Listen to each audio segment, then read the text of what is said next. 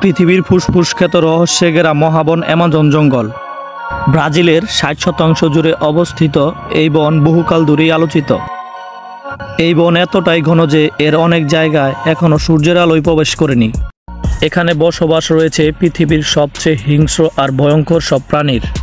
চলুন জেনে নেওয়া যাক এই বনের আলোচিত কিছু ভয়ঙ্কর প্রাণী সম্পর্কে, যার রহস্যে ঘেরা চারদিকে বেরিয়ে আসতে পারেনি কেউ। ব্যাঙ, যা সবার পরিচিত একটি প্রাণী।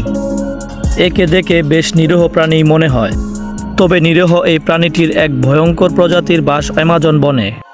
এই প্রজাতির ব্যাঙকে মূলত বলা হয়ে থাকে পয়জন ডার্ক ফগ।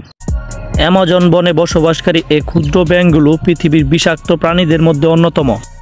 এই ব্যাঙগুলোর বিষ রয়েছে তার শরীরের চামড়ার উপরে। এই ক্ষুদ্র আকৃতির উজ্জ্বল রঙের ব্যাঙকে শিকারীদের দূরে রাখার এক সতর্কবার্তা হিসাবে কাজ করে।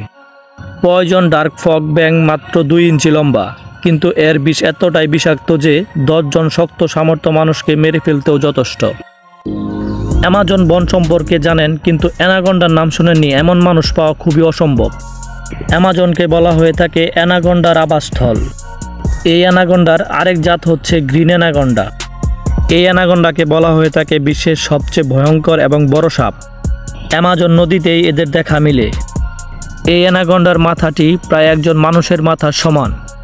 এই গ্রিন জাতের অ্যানাকন্ডাগুলো সাপ, হরিণ, কুমির এবং মানুষসহ যে কোনো পশু পাখি মুহূর্তের মধ্যেই গিলে ফেলতে সক্ষম হয়। আমরা মাছকে অতি প্রিয় খাদ্য হিসেবেই চিনে থাকি। আমিষে ভরপুর এই মাছটির যে এক ভয়ঙ্কর প্রজাতির বাস অ্যামাজন বনে, তা আমাদের অনেকের কাছেই অজানা। এই মাছের মধ্যে রেড বেলি পিরানহা খুবই ভয়ঙ্কর এক মাছ। এই মাছকে অ্যামাজন নদীর ত্রাস বলা হয়ে থাকে।